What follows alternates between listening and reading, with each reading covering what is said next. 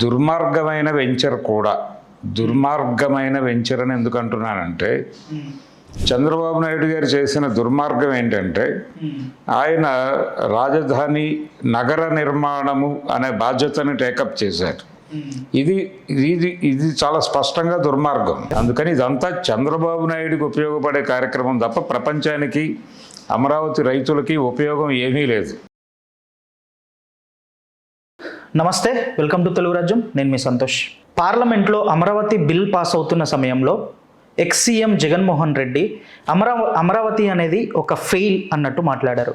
ఎందుకంటే అమరావతిలో ఒక ఇన్ఫ్రాస్ట్రక్చర్ క్రియేట్ చేయడానికి 2 లక్షల కోట్లు అవుతుంది, అదే మావిగన్లో అయితే బెటర్ అన్నట్టు మాట్లాడారు. అనే విషయం పైన మాట్లాడడానికి మన ముందున్నారు భరద్వాజ్ గారు. నమస్తే సార్. నమస్తే అండి. సార్, మాజీ సీఎం జగన్ గారు అమరావతి అనే విషయం పైన అది కాకుండా మావిగన్ బెటర్ అన్నట్టు మాట్లాడారు సార్. అసలు ఏం చెప్పాలనుకున్నారు? ఏం లేదండి, మావిగన్ అంటే పెద్ద కంగారు పడాల్సినటువంటి ఫార్ములా ఏం కాదు. అది మచిలీపట్నము, విజయవాడ, గుంటూరు కలిపి ఆయన మావిగన్ అనేటువంటి ఒక పదబంధాన్ని క్రియేట్ చేయగలిగారు. నిజానికి అమరావతికి సంబంధించి ప్రపంచానికి అనేక సందేహాలు ఉన్నాయి.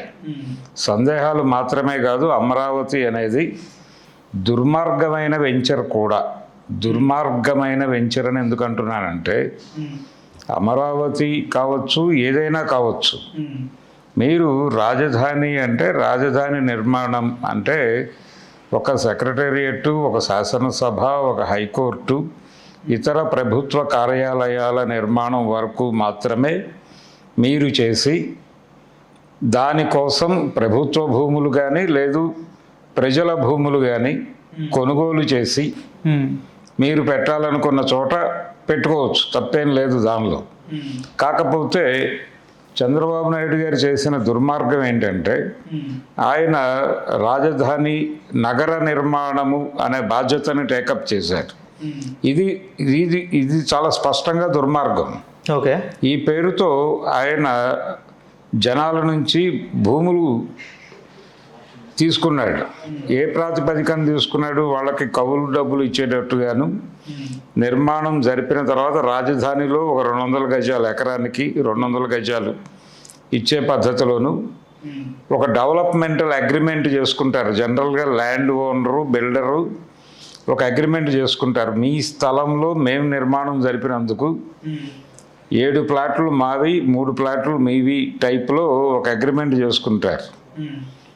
ఇలాంటి అగ్రిమెంట్ చేసుకున్నాడు ఆయన. ఎవరితోనూ? ఆ ప్రాంతంలో ఉన్నటువంటి రైతులతో చేసుకుని వాళ్ళకి నిర్మాణం జరుపుకునే వరకు కౌలు డబ్బులు ఇచ్చేటట్టుగాను, ఆ తర్వాత రాజధానిలో కొంత భూమి ఇచ్చేటట్టుగాను ఒక అగ్రిమెంట్ చేసుకున్నారు. దాని ప్రకారం భూములు ఇచ్చారు. భూములు ఎందుకు ఇచ్చారు రైతులు అంటే వాళ్ళు వ్యవసాయం చేయటం లేదు అక్కడ. కౌలు రైతులు వ్యవసాయం చేస్తున్నారు. ఆ కౌలు రైతులు కౌలు సక్రమంగా ఇవ్వరు. దానికంటే గవర్నమెంట్కి ఇవ్వడం బెటర్ కదా అనుకున్నారు వాళ్ళు. అలాగే రాబోయే బీభత్సమైన క్యాపిటల్లో మనకు 200 గజాలు వస్తుంది. అది బాగానే ఉంది కదా, రెసిడెన్షియల్ ప్లాట్. అది కమర్షియల్ ప్లాట్ కూడా ఇస్తా ఉన్నారు విడిగా. So commercial plot, residential plot ఇన్ని వస్తున్నప్పుడు బాగానే ఉంది కదా ఆఫర్ అని దూకారు అందరూ. దూకిన తర్వాత సరే కౌలు డబ్బులు వెళ్తున్నాయి. మధ్యలో జగన్మోహన్ రెడ్డి గారు గెలిచారు, అది ఆగింది. అలా అంటే ముందుకి వెనక్కి వెళ్లకుండా ఆగింది. నిజానికి ఇప్పుడు మావిగన్ అంటున్నటువంటి జగన్ గారు తనకి అధికారం వచ్చినప్పుడు తాను అమరావతిలో ఏ విధమైన ఇన్వెస్ట్మెంట్ చేయకూడదు అని నిర్ణయం తీసుకున్నప్పుడు ఆయన ఏం చేసి ఉండాల్సింది అంటే ఇమ్మీడియట్గా ఇది 3 రాజధానులు అని ప్రకటించాడు ఆయన. అభివృద్ధి వికేంద్రీకరణలో భాగంగా న్యాయ రాజధాని కర్నూలులోను, అలాగే శాసన రాజధాని అమరావతిలోను, అంటే అక్కడ అసెంబ్లీ ఉంటుందని, సెక్రటేరియట్ పరిపాలనకు సంబంధించినటువంటి రాజధాని విశాఖపట్నం అని ఒక 3 రాజధానుల సిద్ధాంతం చెప్పాడు ఆయన. బాగానే ఉంది, అది థియరిటికల్గా ఓకే. కాకపోతే ఆల్రెడీ చంద్రబాబు నాయుడు గారు పూల్ చేసినటువంటి భూములు ఉన్నాయి. అప్పుడు ఆయన ఏం చేసి ఉండాల్సింది? రాజధానికి భూములు ఇచ్చిన రైతులందరినీ సమావేశపరిచి, అయ్యా మేము ఇక్కడ రాజధాని నిర్మాణము అనే కార్యక్రమం నుంచి వైదొలుగుతున్నాం, కాబట్టి మీ భూముల్లో మీరు ఏమైనా చేసుకోండి, మీ భూములకి ప్రభుత్వానికి ఏ సంబంధము లేదు అని చెప్పి సెటిల్ చేసేసి ఉంటే, సెటిల్ చేయకుండా ఆయన ఏం చేశాడు, అందులో కొంత భూమిని పేదలకి పంచిపెట్టే ప్రయత్నం చేశారు.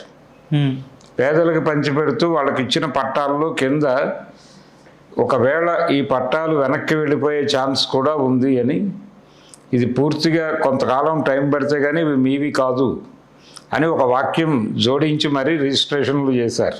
అవును. సో ఇలాంటి కార్యక్రమం చేయకుండా రైతులకి సెటిల్మెంట్ చేసేసి, బాబు ఇది మేము శాసన రాజధాని అనుకుంటున్నాం, ఇక్కడ అసెంబ్లీ భవనం మాత్రమే నిర్మాణం జరుగుతుంది, కర్నూలు కాదు అని చెప్పి సుప్రీంకోర్టు చెప్పేసింది. న్యాయ రాజధాని అనే ప్రోగ్రాం లేదు అని చెప్పారు వాళ్ళు. ఓకే. చెప్పిన సందర్భంగా దానికి ఎదురెళ్ళటం కన్నా కూడా హైకోర్టు అలాగే శాసనసభ ఇక్కడ నిర్మాణం జరుగుతాయి, అవి మాత్రమే నిర్మాణం జరుగుతాయి, మిగిలినవన్నీ మీరే కట్టుకోండి అంటే ఆ శాసనసభకు వచ్చే జనాల కోసము అలాగే ఆ కోర్టుకు వచ్చేటువంటి జనాల కోసము కావలసినటువంటి ఆ ఎంప్లాయీస్కి కావలసిన ఇళ్ల నిర్మాణము, వాళ్ళ అద్దెకుంటానికి కావలసిన ఇళ్ల నిర్మాణము, అలాగే దానికోసం వచ్చే మనుషులు ఉండటానికి హోటళ్ల నిర్మాణము, అవన్నీ మీరే చేసుకోండి, మేము జస్ట్ రోడ్లు ఏమిటి అనేది రూట్ మ్యాప్ ఇచ్చేస్తాం, ఆ మేరకు మీరు భూములు ప్రభుత్వానికి ఇస్తే రోడ్లు అవి నిర్మాణం చేస్తాం మేము, మిగిలిన భూముల్లో మీరే మీ తిప్పలు మీరు పడండి, కావాలంటే బ్యాంకు లోన్స్కి మేము ఎండార్స్ చేస్తాం అని చెప్పేసి ఉంటే సరిపోయేది. అది చెప్పలే, ఆయన సైలెంట్గా ఉన్నాడు. సైలెంట్గా ఉండి 3 రాజధానుల సిద్ధాంతం చెప్పాడు ఆయన. అది ప్రాక్టికల్గా వర్కౌట్ కాలేదు. అంటే న్యాయ రాజధాని సుప్రీంకోర్టు నో చెప్పింది. సో సెక్రటేరియట్ మూవ్ చేయటం అనే పని కాలేదు. ఈలోపు ఎన్నికలు వచ్చినాయి, ఆయన అధికారం నుంచి పక్కకు వచ్చేసాడు. ఇప్పుడు చంద్రబాబు నాయుడు గారు వచ్చారు.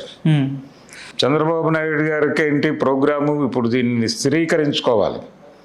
అమరావతి అనే దానికి అంటే తాను అమరావతిని రాజధాని అని చెప్పిన తర్వాత వచ్చిన ప్రభుత్వం నో చెప్పిన సందర్భంగా రేపు మళ్ళీ ప్రభుత్వం మారితే ఈ రాజధాని ఉంటుందా ఊడుతుందా అనే సందేహాలు ప్రజల మనసుల్లో నుంచి చెరిపేయటం కోసం ఆయన పార్లమెంట్లో మూవ్ చేసి, అంటే ఇక్కడ ఒక అసెంబ్లీలో బిల్లు పెట్టి దీన్ని పార్లమెంటుకి మూవ్ చేసి పార్లమెంట్లో కూడా దీన్ని సక్సెస్ఫుల్గా పాస్ చేయించుకుని దీనికి ఒక చట్టబద్ధత తీసుకురావడం, అంటే విభజన చట్టానికి సవరణ, ఆ కార్యక్రమాన్ని విజయవంతంగా నిర్వహించేస్తే అక్కడికి భవిష్యత్ ఏమిటి అనే దానికి సంబంధించి ఒక క్లారిటీ వస్తుంది. ఓకే. ఈ క్లారిటీ ఎవరికి ఇవ్వాలనుకున్నాడు ఆయన? అక్కడ రైతులకే కాదు, భూములు ఇచ్చిన రైతులకి భరోసా కల్పించడం కాదు ఆయన ప్రోగ్రాం. ఈ భూములకి మేము చట్టబద్ధత కల్పించాం, మా దగ్గర ఆల్రెడీ 38,000 కోట్లు ఉన్నాయి, 38,000 ఎకరాలు ఉన్నాయి, దీంతోపాటు ఇంకొక 40,000 ఎకరాలకి మేము ఆల్రెడీ టెండర్ వేసాం, జనాల నుంచి ఏదో పద్ధతిలో లాక్కుంటాం అది. సో మేము భూములు ఇవ్వడానికి సిద్ధంగా ఉన్నాం, ఎకరా 1,000 రూపాయలకో 900కో. ఓకే. కాబట్టి కార్పొరేట్ కంపెనీలారా రండి, వచ్చి ధైర్యంగా మా దగ్గర ఈ భూములు తీసుకుని మా కంపెనీల్లో మీరు షేర్లు కొనండి, మీ కంపెనీల్లో మాకు షేర్లు ఇవ్వండి అని ఒక ఆఫర్ ఇవ్వటం కోసం ఆయన చట్టబద్ధత అనేటువంటి ఒక కార్యక్రమాన్ని నిర్వహిస్తున్నాడు ఇప్పుడు. అది దుర్మార్గం. అంటే ప్రజల ఆస్తులు తీసుకుని ప్రజలకి జనరల్గా రాజ్యాంగం హామీ ఇచ్చిన ఆస్తి హక్కుని రద్దు చేసి వాళ్ళ ఆస్తుల్ని లాగేసుకునే ప్రయత్నం చేస్తున్నాడు ఆయన. కాకపోతే వాళ్ళకి డబ్బులు ముడతాయి, 1000 గజాల స్థలం ఒక చోట వస్తుంది, 200 గజాలు స్థలం ఒక చోట వస్తుంది ఎకరానికి, బాగానే ఉంది కదా అని అనిపిస్తుంది. కానీ ఆ డబ్బులు ఆ భూములు శాశ్వతం కాదు. ఎందుకు శాశ్వతం కాదు అంటున్నానంటే అవి ఎలాగూ వాళ్ళే కొంటారు, మళ్ళీ ఇచ్చిన వాళ్ళే కొంటారు. ఇచ్చిన వాళ్ళు కాదండి, పుచ్చుకున్న వాళ్ళు కొంటారు. ఓకే. ప్రభుత్వం ఎవరికైతే ఇస్తుందో కార్పొరేట్లకి వాళ్ళు నెమ్మదిగా ఇవన్నీ కొనుగోలు చేస్తారు, ఏదో ఒక ఆఫర్ ఇస్తారు, వీళ్ళు అమ్ముకుంటారు, అయిపోతుంది అక్కడికి. ఆ డబ్బులు అల్లం బెల్లం కింద ఖర్చు అయిపోతాయి. అంతిమంగా వాళ్ళు ఏమీ లేని వాళ్ళుగా మిగులుతారు, నిర్వాసితులుగా మిగులుతారు. అక్కడ వచ్చే ఫ్యాక్టరీల్లో వీళ్ళకేం పని దొరకదు, టెక్నికల్ సైడ్ వీళ్ళు ఎలాగూ పని చేయలేరు. పని చేయగలిగిన వాళ్ళు 5% కంటే ఉండరు. మిగిలిన వాళ్ళు ఆఫీస్ బాయ్లు గాను లేకపోతే ఆ చుట్టుపక్కల టీ కొట్లు ఇడ్లీ బళ్ళు పెట్టుకోవడానికి తప్ప ఎందుకు పనికిరారు. లేకపోతే ఆ ఆఫీసుల్లో టాయిలెట్ క్లీనింగ్కో దేనికో పనికొస్తారు. అంతకు మించి వీళ్ళకు ప్రయోజనం ఏమీ దొరకదు ఆ భూములు ఇచ్చిన వాళ్ళకి. వీళ్ళు క్రమంగా డబ్బులు కోల్పోయి భూములు కోల్పోయి నిర్వాసితులు అయిపోయి ఏం చేయాలో అర్థం కాక ఏ హైదరాబాదో వైజాగో వెళ్ళి ముష్టెత్తుకునే బ్యాచ్లో కలిసిపోతారు. ఇది జరగబోయే భవిష్యత్తు. సో దానికి రూట్ మ్యాప్ వేసాడు చంద్రబాబు. జగన్మోహన్ రెడ్డి తాను అధికారంలో ఉండగా 3 రాజధానుల సిద్ధాంతం చెప్పినప్పుడు దీనికి లాక్ చేసి ఉండాల్సింది. చంద్రబాబు గారు ఈ ప్రోగ్రాంలో భాగంగా మీ భూములన్నీ లాక్కున్నాడు, నేను మీ భూములు మీకు ఇచ్చేస్తున్నాను, నేను ఇక్కడ ఇవి 2 మాత్రమే నిర్మాణం చేస్తాను, మీరు దీనికి సంబంధించిన నిర్మాణాలు మీరు జరుపుకోండి, ప్రభుత్వానికి మీకు ఏ సంబంధము లేదు అని చెప్పేసి ఉంటే ప్రజలు రిలీఫ్ అయ్యేవాళ్ళు, రిలాక్స్ అయ్యేవాళ్ళు. ఆయన మీద ఉద్యమాలు జరిగేవి కాదు. చంద్రబాబు ఈ కొత్త డ్రామా ఆడటానికి అవకాశం ఉండేది కాదు. ఇంత అద్భుతమైన అవకాశాన్ని చేతులారా జారవిడుచుకుని ఇప్పుడు ఆయన మచిలీపట్నం, విజయవాడ, గుంటూరు సిద్ధాంతం చెప్పాడు. ఇది వర్కౌట్ అవ్వదు. ఎందుకు వర్కౌట్ అవ్వదు అంటే ఆల్రెడీ చంద్రబాబు బ్రెయిన్లో ఈ ఆలోచన ఉంది. ఆయన బందర్ దాకా విస్తరించదలుచుకుంటున్నాడు క్యాపిటల్ని. జగ్గైపేట నుంచి మొదలు పెడితే అంటే హైదరాబాద్ శివార్లు అంటున్నాను కానీ నేను తెలంగాణ శివార్లు అంటే మునగాల దాటిన దగ్గర నుంచి ఆంధ్రాలో ప్రవేశిస్తాం మనం. ఆంధ్రాలో ప్రవేశించిన దగ్గర నుంచి మొదలుపెట్టి అదంతా రాజధాని పరివాహక ప్రాంతంగానే తీసుకుంటున్నాడు ఆయన. తీసుకున్నవాడు బందర్ వరకు పెడతాడు. బందర్ వరకు పెట్టేస్తే ఒక పెద్ద ఏరియా అయిపోతుంది, సముద్రం కూడా ఉంటుంది వీళ్ళ కంట్రోల్లో. సో అలాంటి ఆలోచన ఉంది ఆయన బ్రెయిన్లో. ఈయన కొత్తగా చెప్పక్కర్లా. ఇది ప్రోగ్రాం కాబట్టి ఇది అలా వెళ్ళిపోతుంది. అందుకని జగన్మోహన్ రెడ్డి గారు చేయవలసిన పని ఏమిటి? ఇప్పుడు ఈయన ఇమ్మీడియట్గా ప్రజల తరఫున నిర్ణయం తీసుకుని అసలు రాజధానిలో భూసేకరణ కార్యక్రమం ఏమిటి, బిల్డర్ అగ్రిమెంట్లు ప్రభుత్వం చేసుకోవడం ఏమిటి ఓకే అనే దాని మీద ప్రభుత్వంతో ప్రజల తరఫున యుద్ధం చేసి వాళ్ళ భూములు వాళ్ళకి ఇప్పించే కార్యక్రమం చేసుంటే ఈయనకి ఒక ఖ్యాతి దక్కేది. అభివృద్ధి పేరుతో మీరు ప్రజల్ని బికారులుగా మారుస్తున్నారు, అభివృద్ధి పేరుతో ప్రజల భూములు లాక్కుని కార్పొరేట్లకు కట్టబెట్టే కార్యక్రమం చేస్తున్నారు, దీన్ని మేము అడ్డుకుని తీరతాం అని ఒక కార్యక్రమం తీసుకుని ఉంటే జగన్మోహన్ రెడ్డి గారికి అది అద్భుతంగా వర్కౌట్ అయ్యేది. కానీ ఆ మూడ్లో ఆయన లేడు. రెండోది, ఇప్పుడు ఈ బిల్లుని వ్యతిరేకిస్తూ మేము అధికారంలోకి వస్తే ఇప్పుడు ఆయన చెప్పినటువంటి మావిగన్ సిద్ధాంతం ప్రకారం బిల్లు పెట్టి మేము కూడా పార్లమెంట్లో ఆమోదం పొందేస్తామని చెప్తున్నాడు ఆయన.